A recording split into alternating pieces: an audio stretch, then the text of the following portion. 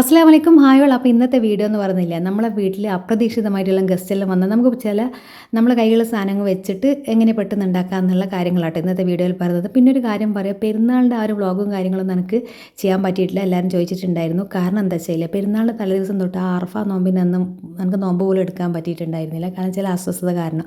അപ്പോൾ എന്താ കാരണം എന്നറിയില്ല. ഞാൻ വെച്ച് കണ്ടിന്യൂസ് ആയിട്ട് ആ ഒരു നോമ്പെടുത്തതിൻ്റെ ഭാഗമായിട്ടുള്ള പ്രശ്നങ്ങളാണ് എന്ന് വിചാരിച്ച്. നല്ല ചൂടുമായിരുന്നല്ലോ, അങ്ങനെ ഒരു ക്ഷീണവും തളർച്ചയും പോലെയാണ് തോന്നിയത്. അന്ന് ഡോക്ടറെ അടുത്തൊന്നും പോയില്ല. പെരുന്നാളിൻ്റെ തലേ ദിവസമായാലും എല്ലാവർക്കും അറിയില്ല, കുറച്ച് തിരക്കായിരിക്കും. പിന്നെ പെരുന്നാളിൻ്റെ അന്ന് പിന്നെ അൽഹംദുലില്ലാ കുറച്ച് ഉഷാറായിട്ടുണ്ടായിരുന്നു. അങ്ങനെ പെരുന്നാൾ ചെറിയ രീതിയിൽ നമ്മൾ ആഘോഷിച്ചിട്ടുള്ളൂ. അങ്ങനെ വലിയ ആർപ്പാടും ആഘോഷങ്ങളൊന്നും ഉള്ളൊരു പെരുന്നാളായിരുന്നില്ല ഇപ്രാവശ്യത്തേത്. അങ്ങനെ പെരുന്നാളിൽ വ്ളോഗൊന്നും ചെയ്യാനുള്ളൊരു മൂഡും എനിക്ക് ഉണ്ടായിട്ടില്ല. കാരണം ആ ഒരു ശാരീരിക അസ്വസ്ഥത ഉണ്ടാകുമ്പോൾ നമുക്കറിയാമല്ലോ, ഒന്നിനൊരു മൂഡ് കിട്ടില്ലല്ലോ.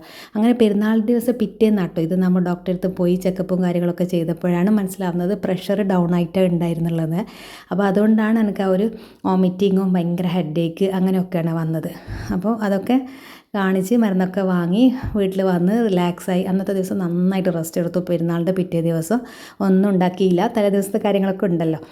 അപ്പോൾ അന്ന് കാലത്താണ് നമുക്ക് പെട്ടെന്ന് അറിയുന്നത്, നമുക്ക് രണ്ട് മൂന്ന് പേര് രാവിലെ ബ്രേക്ക്ഫാസ്റ്റിന് ഇക്കാൻ്റെ ഫ്രണ്ട്സ് ഉണ്ടാവും. കാരണം അവർ വരാത്ത ആൾക്കാരാണ്. എന്നാൽ എനിക്കാണ് തലേ ദിവസം ഒരു ഒരുക്കങ്ങളും ഞാൻ നടത്തിയിട്ടില്ല. കാരണം കാലത്താണ് അറിയുന്നത്. അപ്പം നമുക്ക് എങ്ങനെയാണ് പെട്ടെന്ന് കാര്യങ്ങൾ ചെയ്യാതെ ഞാൻ തട്ടിക്കൂട്ടിയെടുത്ത കാര്യങ്ങൾ നിങ്ങൾക്ക് കൂടി ഷെയർ ആക്കിത്തരാം. എൻ്റെ കയ്യിലില്ലേ പെരുന്നാളിൻ്റെ അരി കുറച്ച് ബാക്കിയുണ്ടേനും, നമ്മുടെ ജീരകശാല റൈസ്, നേരിയ അരി എന്ന് പറയും നമ്മൾ. അപ്പോൾ ഈ ഒരു അരിയില്ലേ വെച്ചിട്ട് ഞാൻ അരിയൊന്നും കുതിർത്തിട്ടില്ല. അപ്പോൾ പിന്നെ അവർക്കാണെങ്കിൽ നമ്മളൊരു തലശ്ശേരി റെസിപ്പീസൊക്കെ ഭയങ്കര ഇഷ്ടപ്പെടുന്ന ആൾക്കാരാണ്. അപ്പോൾ അങ്ങനത്തെ ഒരു റെസിപ്പീസ് തന്നെ ചെയ്ത് കൊടുക്കണമെന്നും ആഗ്രഹം. പത്തിരിപ്പൊടി ഉണ്ട്, അപ്പോൾ അവർക്ക് പത്തിരി ഇടിയപ്പമൊക്കെ ഓൾറെഡി എപ്പോഴും ഉണ്ടാക്കി കഴിക്കുന്ന ആൾക്കാരാണ്. അതുകൊണ്ട് കുറച്ച് ഡിഫറൻസ് ആയിട്ട് നമ്മുടെ ആ ഒരു ടേസ്റ്റ് അനുസരിച്ചുള്ള ഉണ്ടാക്കി കൊടുക്കാന്നുള്ളത് കൊണ്ട് അതിലേക്ക് ഞാൻ തിളച്ച വെള്ളം ഒഴിച്ച് കൊടുക്കുന്നുണ്ട്. അപ്പോൾ തലേദിവസം അരിയൊന്നും കുതിർത്തേണ്ടെന്ന് ആവശ്യമില്ല. നമുക്ക് ബസ്മതി റൈസായാലും കുഴപ്പമില്ല. ഇനിയിപ്പോൾ നമ്മുടെ ജീരകശാല റൈസായാലും ഒരു ഹാഫ് ആൻ അവറേ നമുക്ക് ടൈമുള്ളൂ. കുറേ സമയം കുതിർത്ത് വെക്കാൻ ടൈമില്ല. അതുകൊണ്ടാട്ടോ ഈ ഒരു അരി എടുത്തത്. നമുക്കൊരു 4 മണിക്കൂർ കുതിർത്താൻ സമയം ഉണ്ടെങ്കിൽ നമ്മുടെ സാധാരണ ചോറ് വെക്കുന്ന ആ ഒരു അരി മതി.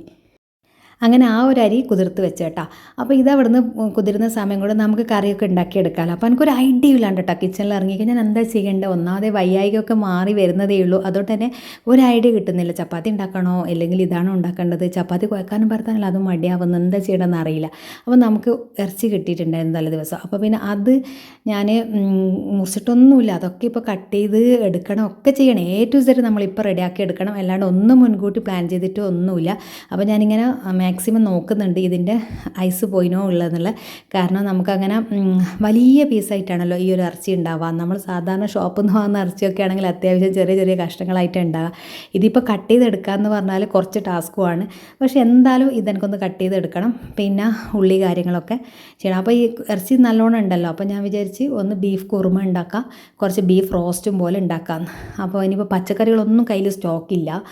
കാരണം അറിയാലോ പെരുന്നാളിന് ഓൾറെഡി പച്ചക്കറി നമ്മൾ വാങ്ങിക്കില്ല. കുറേ ദിവസം നോമ്പായതുകൊണ്ട് പച്ചക്കറികളൊന്നും വാങ്ങിക്കലില്ല. അതുകൊണ്ട് തന്നെ ഒന്നുമില്ല ഫ്രിഡ്ജിൽ. നോക്കുമ്പോൾ സ്റ്റൂ വെക്കാമെന്ന് വിചാരിച്ച് നോക്കുമ്പോൾ അതിന് പൊട്ടറ്റോ ഇല്ല, ഒന്നുമില്ല. എന്നാലും ഉള്ള സാധനങ്ങൾ വെച്ചിട്ട് നല്ല ടേസ്റ്റി ആയിട്ട് എങ്ങനെ ഉണ്ടാക്കുക എന്നുള്ളൊരു ചിന്തയോട് കൂടിയിട്ട് ഇങ്ങനെ കിച്ചണിൽ ഇങ്ങനെ ഒരു ബാലൻസോ എന്നാൽ ഒരു സ്റ്റാർട്ടിങ് ട്രബിൾ ഉണ്ടായിരുന്നു എനിക്ക്. ഫസ്റ്റ് എന്താ ചെയ്യേണ്ട, ഉള്ളി അങ്ങോട്ടിട്ട് ഇങ്ങോട്ടിട്ട് എത്ര ഉള്ളി എടുക്കണം, എന്താ ചെയ്യേണ്ടത്, നല്ലൊരു മിസ്റ്റേക്കോട് കൂടി തന്നെ ഞാൻ സ്റ്റാർട്ട് ചെയ്ത് എടുക്കുന്നത്. പെട്ടെന്ന് ആരെ വരുന്നത് പറഞ്ഞാൽ എനിക്ക് എപ്പോഴും അങ്ങനെ തന്നെയാണ്. സാധാരണ നോർമൽ ഉണ്ടാക്കുന്നതിലും കുറച്ച് കൂടുതൽ ടെൻഷനും ആയിരിക്കും.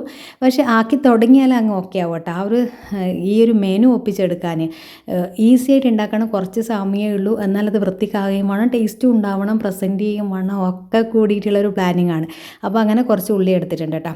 അപ്പോൾ ഇത് നല്ലപോലെ മെൽറ്റായതിനു ശേഷം ഇതൊന്ന് കട്ട് ചെയ്ത് എടുക്കുന്നുണ്ട്. അപ്പോൾ ഇത് കട്ട് ചെയ്ത് എടുക്കൽ എന്ന് പറഞ്ഞാൽ ഞാൻ പറഞ്ഞില്ല ഭയങ്കര ടാസ്ക്കാണ്. സാധാരണ ഞാൻ പുറത്ത് പോയി കുഞ്ഞു കുഞ്ഞു കഷ്ണങ്ങളാക്കി എടുക്കലാണ്. ഇപ്പോൾ അങ്ങനെ ചെയ്യുന്നില്ല. ഞാൻ വിചാരിച്ച ചെറിയ ചെറിയ കഷ്ണങ്ങളാക്കാൻ പറ്റുന്നതൊക്കെ നമുക്ക് ബീഫ് റോസ്റ്റിന് മാറ്റാം. കുറച്ച് വലിയ കഷ്ണങ്ങൾ എല്ലോട് കൂടിയുള്ള പീസൊക്കെ ഉണ്ടാവില്ല, കുറച്ച് വലിങ്ങനെ അതൊക്കെ കട്ട് ചെയ്യാൻ പിന്നെ എൻ്റെ ഈ ഒരു കത്രിക വെച്ചിട്ട് കട്ട് ചെയ്യാൻ നല്ല പാടുണ്ട്. അപ്പോൾ അതൊക്കെ കട്ട് ചെയ്തിട്ട് നമുക്ക് കുറുമയിലും ഇട്ട് കൊടുക്കാമെന്ന് വിചാരിച്ച്. ബീഫ് റോസ്റ്റ് എന്ന് പറയുമ്പോൾ കുഞ്ഞു കുഞ്ഞു കഷ്ണങ്ങളെ നമുക്ക് വൃത്തിക്ക് കിട്ടുള്ളൂ കാണാൻ. അങ്ങനെ രണ്ട് സെപ്പറേറ്റ് ആക്കി എടുത്ത് വെച്ചിട്ടുണ്ട് കേട്ടോ. പിന്നെ ഈ ഒരു സ്റ്റൂ പിന്നെ കുറുമ എന്നൊക്കെ പറഞ്ഞാൽ എല്ലോട് കൂടിയിട്ടുള്ള പീസായിരിക്കും നല്ല ടേസ്റ്റ് ഉണ്ടാവുക. അങ്ങനെ അതൊക്കെ സെറ്റാക്കി അവിടെ മാറ്റി വെച്ച് അതിനിടയിൽ ഓടി പിടിച്ച് ഉള്ളി കട്ട് ചെയ്തെടുക്കുന്നുണ്ട്. അത് രണ്ടും വിനീഗറിൽ സോക്ക് ചെയ്ത് വെച്ച്. വിനീഗറിൽ സോക്ക് ചെയ്ത് വെച്ച ഒരു ഗുണം എന്ന് പറഞ്ഞാൽ പെട്ടെന്ന് വെന്ത് കിട്ടും. ഇത് കുറച്ച് വേവ് ഉണ്ടാവും ഇറച്ചി. അതുകൊണ്ട് തന്നെ നമ്മൾ കുറച്ച് സമയം വിനീഗർ സോക്ക് ചെയ്യുന്നതായിരിക്കും നല്ലത്. അങ്ങനെ അതവിടെ മാറ്റി വെച്ച് വെളുത്തുള്ളി, ഇഞ്ചി, പെരുംജീരകം, പച്ചമുളക് ഇത്രയും ഒന്ന് ക്രഷ് ചെയ്യുന്നത് നമ്മുടെ ഈ ഒരു ബീഫ് കുറുമ വെക്കുന്നുണ്ടല്ലോ, അത് ആദ്യം ബീഫിനെ വേവിച്ചെടുക്കുന്നുണ്ട്. അപ്പോൾ ഈ ഒരു ബീഫിന് നല്ലൊരു ടേസ്റ്റ് കിട്ടാൻ നമ്മൾ ഈ ഒരു പച്ചമുളകും ഇതൊക്കെ മിക്സിയിലിട്ടൊന്ന് ക്രഷ് ചെയ്തിട്ട് ചേർത്ത് കൊടുക്കുക. കുറുമയാണ് പിന്നെ മഞ്ഞൾ മുളകൊന്നും ചേർക്കുന്നില്ല, ഉപ്പ് മാത്രം ഇട്ടിട്ട് നമ്മൾ ഇതിനെ വേവിച്ചെടുത്താൽ ഈ ഒരു ബീഫിൻ്റെ കഷ്ണം കഴിക്കുമ്പോൾ പച്ചക്കുള്ളൊരു ടേസ്റ്റ് ഉണ്ടാവില്ല. അതെനിക്ക് ഒട്ടും ഇഷ്ടമല്ല. പല റെസ്റ്റോറൻറ്റുകളിൽ പോയി നമ്മൾ ബീഫ് കുറുമ ഒക്കെ സ്റ്റൂ ഒക്കെ വാങ്ങി കഴിക്കുമ്പോൾ ഉണ്ടാവും ഒരു ടേസ്റ്റ് മുന്നിട്ട് നിൽക്കുന്നത്. ഇതാകുമ്പോൾ നല്ലോണം കഷ്ണങ്ങളിലേക്ക് മസാല ആ ഒരു വെളുത്തുള്ളിയുടെയും ഇഞ്ചിയുടെയും പച്ചമുളകിൻ്റെയും ജീരകത്തിൻ്റെയും ഒക്കെ ഫ്ലേവർ ഇറങ്ങി ചെന്ന് വെന്ത് വരുമ്പോൾ ഉള്ളൊരു ടേസ്റ്റ് എന്ന് പറഞ്ഞാൽ പ്രത്യേക ടേസ്റ്റ് ആയിരിക്കും. അപ്പോൾ പച്ചക്ക് വേവിക്കുന്നതിന് പകരം ഇതൊക്കെ ഒന്ന് മിക്സ് ചെയ്തെടുത്തിട്ട് കുറച്ച് വെള്ളം ഒഴിച്ച് കൊടുത്തിട്ട് ഒന്ന് വേവിച്ചെടുക്കുക. അപ്പോൾ അത്രയും പണികളും ലോ ഫ്ലെയിമിലാക്കിയിട്ട് വേവിക്കാൻ സമയമുണ്ട്. അങ്ങനെ വേവിക്കുന്നതായിരിക്കും ഏറ്റവും നല്ലത്. ലോ ഫ്ലെയിമിൽ 4 വിസിൽ. അപ്പോൾ കഷ്ണങ്ങൾക്ക് നല്ലോണം മസാല കയറും കേട്ടോ. അതങ്ങനെ വേവിക്കാൻ വെച്ചപ്പോൾ ഞാൻ വിചാരിച്ചു കുറച്ച് പൊറോട്ട ഉണ്ടാക്കാം. എന്തായാലും അവർക്ക് നമ്മളെ വീട്ടിൽ നിന്ന് ഉണ്ടാക്കുന്ന പൊറോട്ട എന്നെല്ലാം പറഞ്ഞാൽ ഭയങ്കര ഇഷ്ടമുള്ള ആൾക്കാരുമാണ്. അവർക്കൊന്നും പൊറോട്ട ഒട്ടും ഉണ്ടാക്കാൻ അറിയാത്ത ആൾക്കാരുമാണ്. അതുകൊണ്ട് തന്നെ നമ്മൾ വേഗം പൊറോട്ടയുടെ പൊടി ഞാൻ കുഴച്ചെടുക്കുന്നുണ്ട്. പൊറോട്ട എന്ന് പറഞ്ഞാൽ എനിക്കൊരു ഈസി ഉള്ളൊരു സംഭവമാണ് ഈ പൊറോട്ട എന്ന് പറഞ്ഞാൽ. അത് കുഴച്ച് പരത്തി വീശി പിന്നെ ചുടലും മുട്ടലും ഒക്കെ അങ്ങ് ഒറ്റയ്ക്ക് ചെയ്യേണ്ടി വന്നാൽ പോലും കുറച്ചുകൂടി ഈസിയാണ് പൊറോട്ട ഉണ്ടാക്കാനായിട്ട് എന്നെ സംബന്ധിച്ചിടത്തോളം. അതിപ്പോൾ എല്ലാവർക്കും ആവണമെന്നില്ല. അപ്പോൾ നിങ്ങൾക്ക് എന്താണ് ചോയ്സ്? നമുക്ക് എത്രയും പെട്ടെന്ന് ഉണ്ടാക്കാമെന്നുള്ളൊരു കോൺഫിഡൻ്റ് ഉള്ള സംഭവമേ നമുക്ക് സെലക്ട് ആക്കാൻ പറ്റുള്ളൂ. പെട്ടെന്ന് ഗസ്റ്റ് അവിടെ വന്ന് നിൽക്കുന്ന സമയത്ത് ഇത് ചെയ്തുകൊണ്ടിരിക്കുന്നതെങ്കിൽ അങ്ങനെ അവർ വന്ന് കുറച്ച് കോഫിയൊക്കെ കൊടുത്ത് കുറച്ച് റിലാക്സായി അവരങ്ങനെ സംസാരിച്ചുകൊണ്ടിരിക്കുന്നുണ്ട്. അപ്പോൾ ഇക്കായിട്ട് അങ്ങനെ സംസാരിക്കുന്ന ഒരു ടൈമിംഗ് ആയതുകൊണ്ട് അവർ സമയം പോയത് അറിഞ്ഞില്ല, ഞാനും സമയം പോയത് അറിഞ്ഞില്ല. ഞാൻ പെട്ടെന്ന് കിച്ചണിൽ വന്ന് പിന്നെ കാര്യങ്ങളൊക്കെ തുടങ്ങിയതാണ്. അപ്പോൾ ഇനിയിപ്പോൾ ഉള്ളതെന്ന് പറഞ്ഞാൽ ബീഫ് റോസ്റ്റിന് സംഭവങ്ങളിലൊന്ന് വഴറ്റിയെടുത്തിട്ട് വേവിക്കാൻ വെക്കണം ബീഫ് റോസ്റ്റ്. അപ്പോൾ ഉള്ളി, വെളുത്തുള്ളി, ഇഞ്ചി പിന്നെ അതൊക്കെ ഒന്ന് വെളിച്ചെണ്ണയിൽ, എല്ലാം ഞാൻ വെളിച്ചെണ്ണയിൽ തന്നെ ഉണ്ടാക്കാൻ പറയുള്ളൂ. കാരണം ബീഫ് റോസ്റ്റായാലും ബീഫ് കുറുമയൊക്കെ വെളിച്ചെണ്ണയിൽ ഉണ്ടാക്കുമ്പോൾ ടേസ്റ്റ് പ്രത്യേക ടേസ്റ്റ് ആയിരിക്കും. അങ്ങനെ എല്ലാം നല്ലപോലെ വഴറ്റിയിട്ട് ഇതിൽ ഉള്ളി തിരക്കിൽ മുറിച്ചിട്ടുകൊണ്ട് അധികം നൈസായിട്ടില്ല, അതുകൊണ്ട് വാടാൻ കുറച്ച് സമയം എടുത്ത്. അത് ഞാൻ പിന്നെ ഓർത്ത. കുറച്ച് മഞ്ഞൾ, മുളക്, മല്ലി. അപ്പോൾ 2 ടീസ്പൂൺ മുളക് പൊടി, 1 ടീസ്പൂൺ മല്ലി ആട്ടോ ഇട്ട് കൊടുക്കുന്നത്. അത്യാവശ്യം നല്ല ക്വാണ്ടിറ്റിയിൽ ബീഫ് റോസ്റ്റിലാണ് കുറച്ചും കൂടി കൂടുതൽ കഷ്ണങ്ങളുള്ളത്. മറ്റേത് കൊട്ട് പീസാണ് കൂടുതലായിട്ടുള്ളത്. അതെനിക്ക് മുറിച്ച് ചെറുതാക്കാൻ പറ്റാത്തതുകൊണ്ട് ആ വലിയ പീസ് തന്നെ അങ്ങനെ അങ്ങ് വേവിക്കാൻ വെച്ചിട്ടാട്ടോ ഉള്ളത്. പിന്നെ നമ്മൾ മസാലപ്പൊടി എന്ന് പറഞ്ഞാൽ എല്ലാം ആഡ് ചെയ്തിട്ടുള്ള മസാലപ്പൊടിയല്ല, ഇത് നമ്മുടെ മല്ലിപ്പൊടി ഒക്കെ മിക്സ് ചെയ്തിട്ട് പൊടിക്കുന്നതാണല്ലോ. അപ്പോൾ അധികം നമുക്ക് തിരക്കിൽ ഇപ്പോൾ കുറേ വെളുത്തുള്ളി ഇഞ്ചി ഒന്ന് പൊളിക്കാൻ ടൈം കിട്ടിയിട്ടില്ലെങ്കിൽ ഈ ഒരു മല്ലിപ്പൊടി കയ്യിലുണ്ടെങ്കിലില്ലേ ഈസിയാണ് നമുക്ക് ഉണ്ടാക്കാൻ. എങ്ങനെ വെച്ചാലും കറി ടേസ്റ്റ് ഉണ്ടാവും. അതാണ് അതിൻ്റെ ഒരു ഗുണം എന്ന് പറയുന്നത്.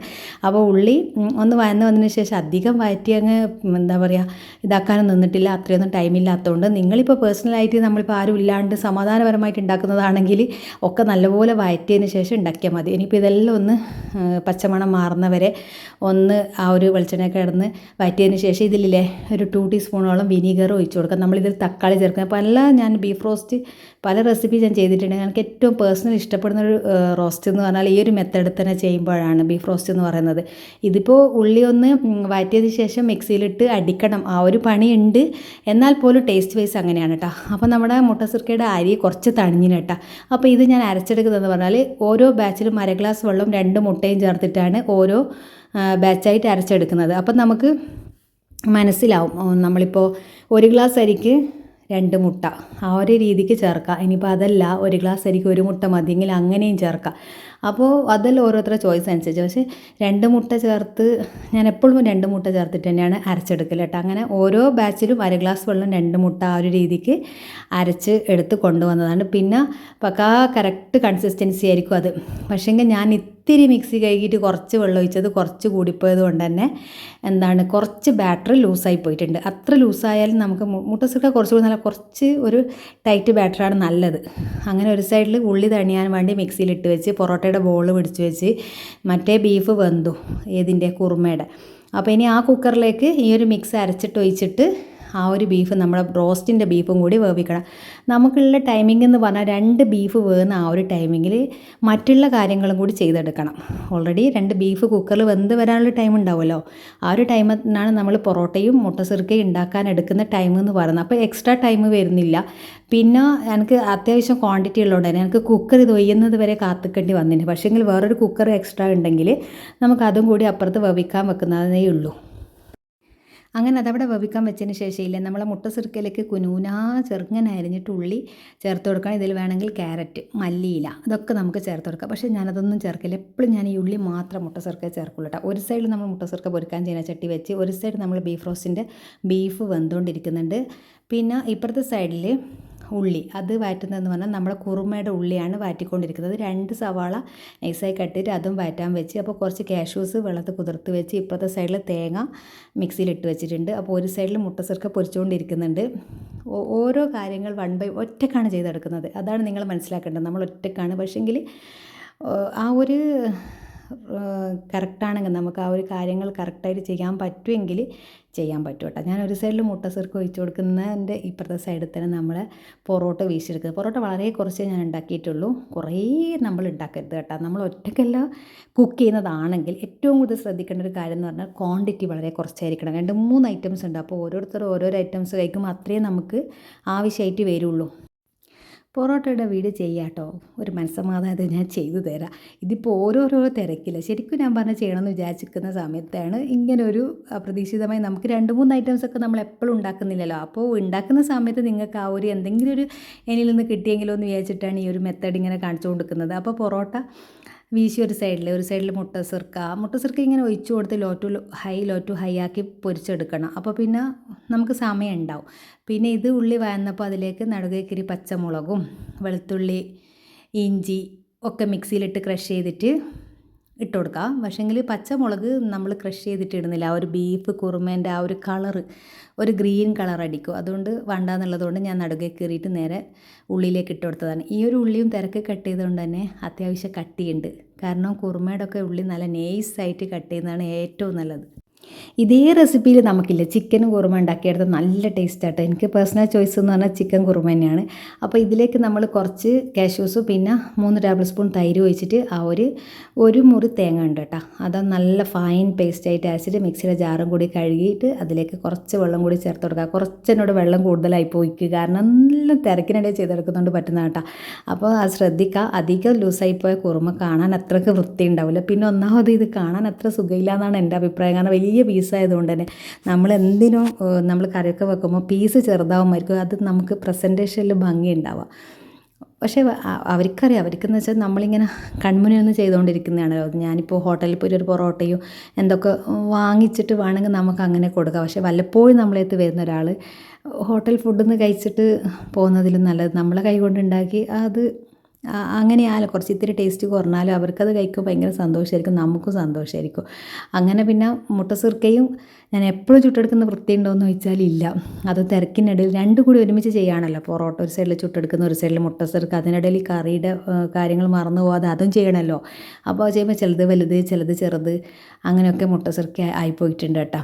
അതൊന്നും കുഴപ്പമില്ല. ടേസ്റ്റ് വൈസ് ഇത് വായിലിട്ടാൽ അങ്ങ് എത്ര കഴിച്ചാലും മതിയാവാത്ത മുട്ട സിർക്കയായിരിക്കും. അപ്പോൾ നിങ്ങൾ ആ ഒരു ജീരകശാല റൈസ് കൊണ്ട് ഉണ്ടാക്കുന്ന മുട്ട സിർക്ക ഭയങ്കര ടേസ്റ്റാണ്. ഞാൻ അധികം ബാസ്മതി റൈസ് കൊണ്ട് ഉണ്ടാക്കലുണ്ട്. അതും നല്ല ടേസ്റ്റാണ്. പെട്ടെന്ന് ഗസ്റ്റ് വന്നാൽ നമുക്ക് ഈ ഒരു ഓപ്ഷനേ ഉള്ളൂ. അപ്പോൾ ഇതിലേക്ക് ഞാൻ കുറച്ച് വെളിച്ചെണ്ണയിലില്ലേ കുറച്ച് കാഷ്യൂസും കുറച്ച് പച്ചമുളകും ഒന്നും കൂടി വഴറ്റിയെടുത്തിട്ട് ചേർത്ത് കൊടുക്കുന്നത്. ഇത് പ്രത്യേക ടേസ്റ്റാട്ടോ. പ്രത്യേകിച്ച് ബീഫ് കുറുമ വെക്കുമ്പോൾ ഈ ഒരു സ്റ്റെപ്പ് ഒഴിവാക്കാനേ പാടില്ല.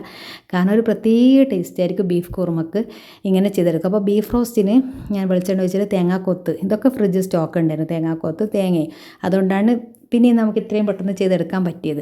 അപ്പോൾ ഇതിലേക്ക് ചെറിയുള്ളി കൂടി ചേർക്കണം. പക്ഷേ ചെറിയുള്ളി എൻ്റെ കയ്യിലില്ല. അതുകൊണ്ട് ഞാൻ ഡയറക്റ്റ് നേരത്തെ വേവിച്ച് മാറ്റി വെച്ച ആ ഒരു പിന്നെ ബീഫിന് ഇതിലേക്ക് ഒഴിച്ചിട്ട് ഒന്ന് വറ്റിച്ചെടുത്ത് ഒന്ന് വരട്ടി എടുക്കുന്നുണ്ട്. ശരിക്കും നമുക്ക് എത്രത്തോളം വറ്റണോ അതിനനുസരിച്ച് നമുക്ക് വറ്റിച്ചെടുക്കാം. പൊറോട്ട അതിനിടയിൽ ചുട്ട് മുട്ടിയിട്ട് അതും മാറ്റി വെക്കുന്നുണ്ട് കേട്ടോ. ഇനിയിപ്പോൾ എല്ലാം ഒന്ന് സെർവ് ചെയ്യുമ്പോഴത്തേക്ക് പിന്നെ മക്കളും ഹസ്ബൻഡും ഒക്കെ വന്നിട്ടുണ്ട്. കാരണം രാവിലെ മൂക്കല്ലോ എഴുന്നേറ്റാൽ കുറച്ച് സ്റ്റാർട്ടിങ് ട്രബിളാണ്. എന്താ വെച്ചാൽ പെട്ടെന്നൊന്നും ഓണായി കിട്ടില്ല. ഇപ്പോഴത്തെ കുട്ടികളുടെ കാര്യം അറിയാമല്ലോ. അതുകൊണ്ട് തന്നെ ഹോസ്റ്റലിൽ നിന്ന് രാവിലെ എഴുന്നേറ്റ് കുളച്ച് പോകണം. അപ്പോൾ ഇവിടെ വന്നാലെങ്കിൽ ഒരു ദിവസം കുറച്ച് സമയം കിടക്കാമെന്ന് വെച്ചാൽ സമ്മതിക്കില്ല എന്ന് പറയും. എന്തായാലും നിസ്കാരത്തിന് സമയത്ത് എഴുന്നേറ്റാൽ പിന്നെ രണ്ടാമത് ഉറക്കം കിട്ടില്ല. പക്ഷേങ്കിൽ കറക്റ്റായിട്ട് എഴുന്നേറ്റിട്ട് വരാനുള്ളൊരു മടിയുമായിരിക്കും. അപ്പോൾ ഒക്കെ റെഡിയാക്കി പിന്നെ അവളൊന്ന് അടുക്കി പെറുക്കി വെച്ചാൽ തന്നെ റൂമും കാര്യങ്ങളൊക്കെ രാവിലെ വരുമ്പോൾ ഗസ്റ്റ് രാവിലെ വരാൻ ഭയങ്കര ടാസ്ക്കാണ്. കാരണം നമ്മുടെ വീട് വൃത്തി ഉണ്ടാവില്ല. കാരണം രാത്രി എന്തായാലും വാരി വലിച്ചിട്ടുണ്ടാവും. ഒരു പരിധിവരെ ഞാൻ രാത്രി ഒരുക്കി വെച്ചിട്ടാണ് കിടക്കൽ. പക്ഷേ രാവിലത്തെ ആ ഒരു ക്ലീനിങ്ങും കാര്യങ്ങളും കുറച്ച് അവൾ ചെയ്ത് തന്ന് ഉൾഭാഗങ്ങളൊക്കെ പിന്നെ കിച്ചണിൽ ക്ലീനിങ് ഉണ്ടല്ലോ, ലാസ്റ്റത്തെ ക്ലീനിങ് ആയിട്ടുള്ളതാണിത്. അങ്ങനെ അവർ ഫുഡൊക്കെ കഴിച്ച് നല്ല റാഹത്തായി നല്ല അഭിപ്രായമൊക്കെ പറഞ്ഞ് അവർ ആസ്വദിച്ച് കഴിക്കുന്ന കണ്ടപ്പോൾ തന്നെ സമാധാനം. ഇന്ന് ഉച്ചക്കൊന്നും കുക്ക് ചെയ്യേണ്ട ആവശ്യമൊന്നുമില്ല, നമുക്ക് കാര്യങ്ങളൊക്കെ സെറ്റായിട്ടുണ്ട്. ഇവിടെ കറിയും ഉണ്ട്, ബീഫ് റോസ്റ്റും ഉണ്ട്, പിന്നെ ഒക്കെ ഉണ്ടല്ലോ. ഇനിയിപ്പം വലുതായിട്ട് നമുക്ക് കുക്ക് ചെയ്യേണ്ട ആവശ്യമില്ല. അപ്പോൾ രാവിലത്തെ വെള്ളം ചൂടാക്കലും രാവിലത്തെ എൻ്റെ റൊട്ടീൻസൊക്കെ ബാക്കിയാണുള്ളത്. കിച്ചൺ ക്ലീനിങ് കഴിഞ്ഞു, ഒക്കെ കഴിഞ്ഞു. അപ്പോൾ അലക്കൽ ഒക്കെ പിന്നെ അവരൊക്കെ പോയതിൻ്റെ ശേഷം ഞാൻ ചെയ്തുകൊണ്ടിരിക്കുന്നത്. അപ്പോൾ രാവിലെ ഒരു ഗസ്റ്റ് വന്നാൽ പക്ഷേ എനിക്ക് ഭയങ്കര ഒരു സന്തോഷവും റാഹത്തുമായി. അവർ ആ ഫുഡ് കഴിക്കുന്ന ആ ഒരു ആസ്വദിച്ച് കഴിക്കുന്ന ഇത്രയും ടേസ്റ്റിൽ കഴിക്കുന്നതൊക്കെ കാണുമ്പോൾ നമ്മളെ കഷ്ടപ്പെട്ടതൊന്നും ഒന്നുമല്ല എന്ന് തോന്നുന്നൊരു നിമിഷമുണ്ട്. നമുക്ക് ആ ഒരു അവരുടെ മുഖത്തുനിന്ന് വായിച്ചെടുക്കാം, പറയേണ്ട ആവശ്യമില്ല കേട്ടോ. അപ്പോൾ ഇൻഷാ അല്ലാ